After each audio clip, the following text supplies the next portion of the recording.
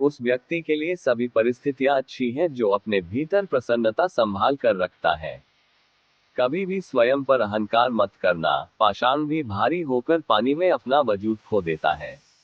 जय श्री कृष्णा।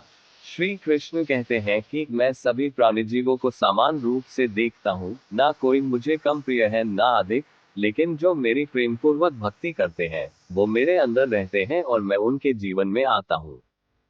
सबसे साफ इस तरह का व्यवहार करो कि अगर कोई आपके बारे में बुरा भी कहे तो कोई उस पर विश्वास ना कर सके।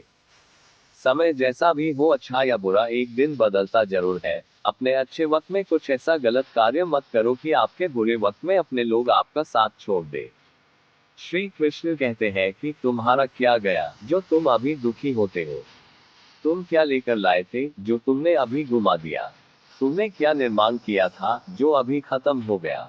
न तुम कुछ लेकर आए, जो लिया इसी संसार से लिया, जो दिया यहीं पर दिया, जो लिया भगवान से लिया, जो दिया भगवान को ही दिया। श्री कृष्णा हमें कभी दंड नहीं देते, हमारे कर्म ही हमें दंड देते हैं, इसलिए कर्म भी सोच समझकर ही कीजिए। यदि आप किसी के साथ दोस्ती नहीं कर सकते हैं तो उसके साथ दुश्मनी भी नहीं करनी चाहिए। जय श्री कृष्णा। श्री कृष्ण कहते हैं कि इस जीवन में नासमझ ज्ञानियों से कुछ भी नहीं सीख पाते और ज्ञानी नासमझ से भी सब कुछ सीख लेते हैं। श्री कृष्ण कहते हैं कि मनुष्य का पतन उस समय शुरू हो जाता है जब वह अपनों को गिराने की सलाह गैरों से लेना शुरू कर देता है। राधा ने श्री कृष्ण से पूछा, प्रेम का असली मतलब क्या होता है।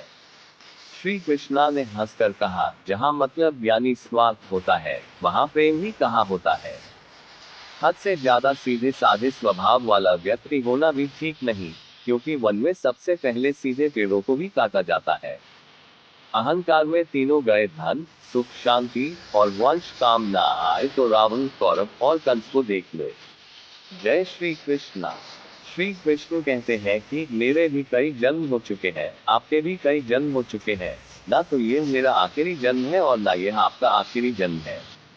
अच्छी तकदीर के लोग थोड़ा भी निकृष्ट होने पर भगवान को कोसते हैं और बुरी तकदीर के लोग थोड़ा भी अच्छा होने पर भी भगवान का स्मरण और धन्यवाद अवश्य करते हैं।